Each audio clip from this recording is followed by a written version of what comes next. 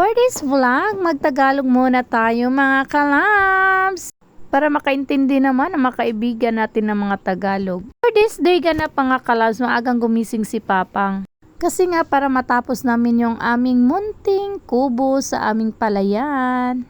At dahil maagang gumising si Papang, gumusing na rin ako ng maaga para makasama din ako sa kanila at makatulong din. At ito na nga, pagdating namin doon, ay kinarga na ni Papang ang mga dapat kargahin. At dahil medyo malayo, dapat hindi na kami pabalik-balik kasi nga medyo mahirap at medyo mabigat din.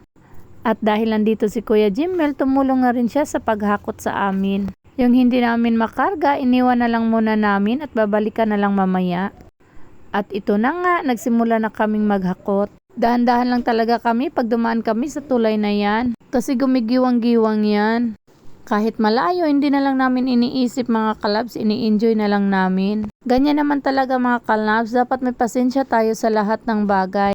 Dahil binigayan ni Lord sa amin na lupain, amin talaga yang iingatan kahit ganyan pa kalayo ang aming dadaanan. Ika nga, ang paglago natin sa ating buhay ay hindi talaga madali. Dadaan talaga tayo sa pagsubok hanggang tayo ay magtagumpay. Ay, grabe talaga, dami ko nang iniisip. At ang dala ko naman ay ang aming baon. Kasi dito na kami mag-aagahan. Nagluto na lang ako ng aming agahan kasi nga sa Titami ay marami ding labahan. Para tuloy-tuloy na rin ang kanyang paglaba. At ito na nga, bumalik kami ni Kuya kasi marami pang naiwan sa sasakyan. Hindi na namin pinabalik si Papang kasi nagsimula na siyang magpanday. At si Kuya naman ay nagkuha ng hagdan. Sabi ko nga sa kanya, ako na lang ang magdadala pero ayaw niya. Kaya daw niya ang magdala niyan. Pero alam ko sa isip at puso ko ayaw niya lang talaga akong mahirapan. Salamat Kuya Jimmel. Love love mama. Habang tinitingnan ko siya ay para akong naawa. Pero okay lang yan mga kalabs para matuto rin sila. Sabi nga nila, turuan daw natin sila minsan ng mga mahirap na bagay para may matutunan sila sa kanilang buhay. Kaya good job Kuya Jimmel, job well done. At ako naman ay marami ding karga. Pero yakang-yaka lang, ang laki ng braso natin eh. At pagdating namin ay tinatanggalan ni Papang yung mga kahoy na hindi na kailangan.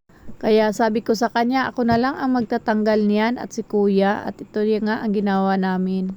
At yan, kinukuha ni Kuya ang pako kasi delikado na maapakan. Medyo matirik na ang init ng araw, buti na lang ay malamig ang simoy ng hangin. At ako na nga ang nagpatuloy sa ginagawa ni Papang kasi marami pa siyang dapat natapusin na trabaho.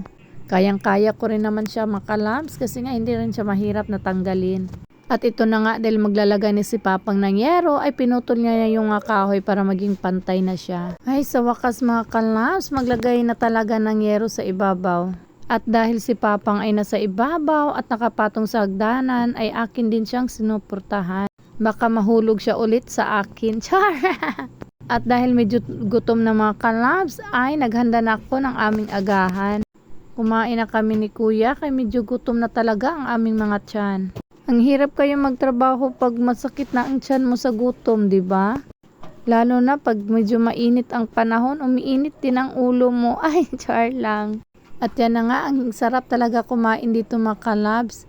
Kasi nga, ang simoy ng hangin ay priskong-prisko talaga. Dahil hindi pa talaga siya nalagyan ng yero, naglagay muna kami ng trapal ni Papang sa ibabaw para hindi kami mainitan.